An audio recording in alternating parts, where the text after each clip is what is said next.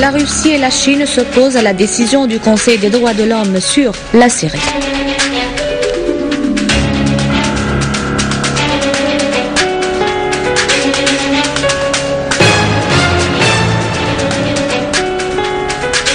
Le ministère des Affaires étrangères et des expatriés affirme que Mme Amos avait choisi de visiter la Syrie dans une date inappropriée.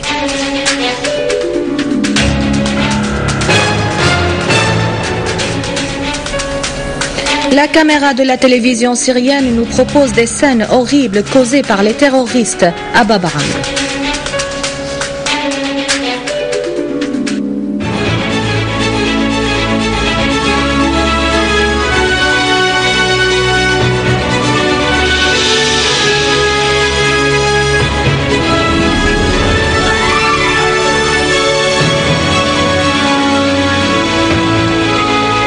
Après les titres, tout de suite les détails, bonsoir.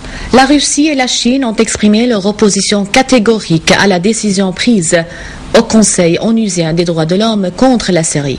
Selon l'agence Reuters, Moscou, Pékin et Cuba ont voté contre, alors que 3 autres États, l'Équateur, l'Inde et les Philippines, se sont abstenus.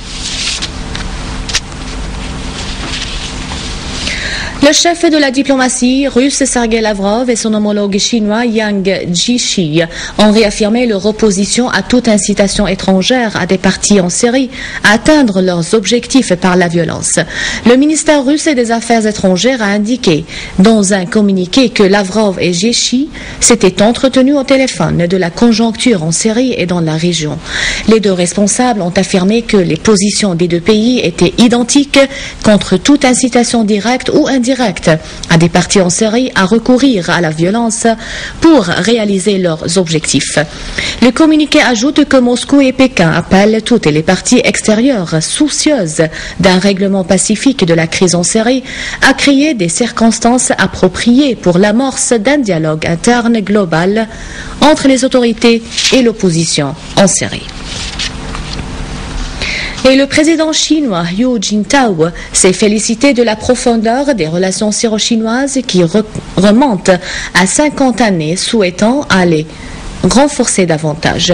En ce qui concerne la crise actuelle en Syrie, le président chinois a souligné que tout règlement résidait dans l'arrêt de la violence d'où qu'elle vienne et l'amorce d'un dialogue politique global avec la participation de toutes les composantes du peuple syrien.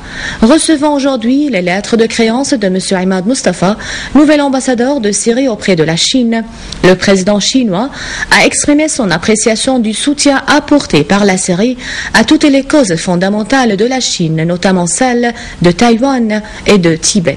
Pour sa part, l'ambassadeur Mustafa a donné un exposé exhaustif sur la situation en Syrie et la nature de la campagne que mènent les États-Unis et ses alliés contre elle, et l'histoire va prouver selon lui la véracité de la position chinoise.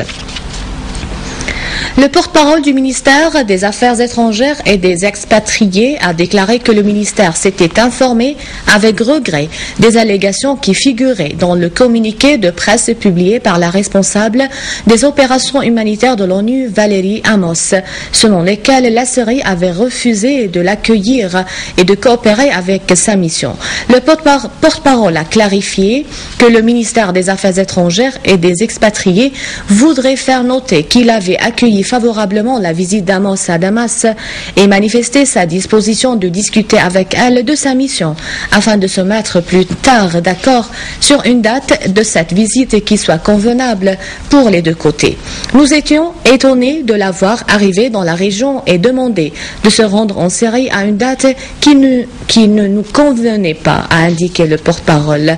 Il a précisé que le côté syrien était prêt à poursuivre la concertation avec Amos pour fixer une date pour sa visite en Syrie.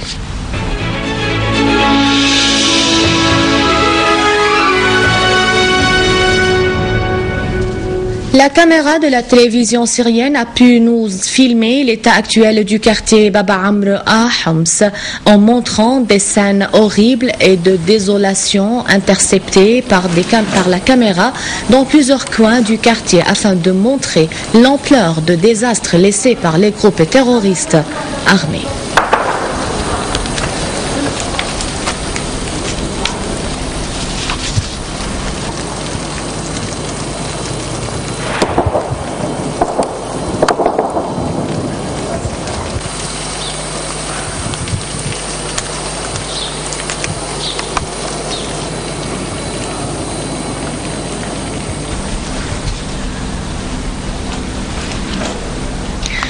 L'infirmier Mohamed Rachid Assaf est tombé hier en martyr dans une attaque perpétrée par un groupe terroriste armé contre l'hôpital et des ouvriers à Homs. Et dans la ville d'Al-Qusayr, dans la banlieue de Homs, un groupe terroriste armé a attaqué une station d'eau dans la ville, causant la coupure d'eau. Et à Idlib, un groupe terroriste armé s'est infiltré dans le siège de la direction des services techniques de la ville. Le correspondant de l'agence syrienne SANA a indiqué que les terroristes se sont emparés des salaires des employés estimés à 2 millions de livres syriennes. Sur un autre plan, des accrochages ont éclaté entre les services douaniers à Idlib et un groupe terroriste armé à Bab el-Hawa sur les frontières avec la Turquie, suite auxquelles 18 fusils à pompe ont été saisis. À la fin de ce journal, un rappel des titres. La Russie et la Chine s'opposent à la décision du Conseil des droits de l'homme sur la Syrie.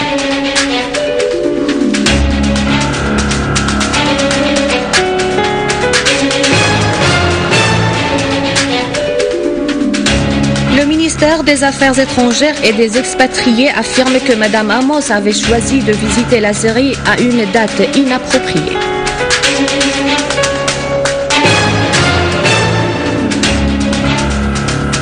La caméra de la télévision syrienne nous propose des scènes horribles causées par les terroristes à Babaran. C'était le journal, merci de l'avoir suivi, bon après-midi.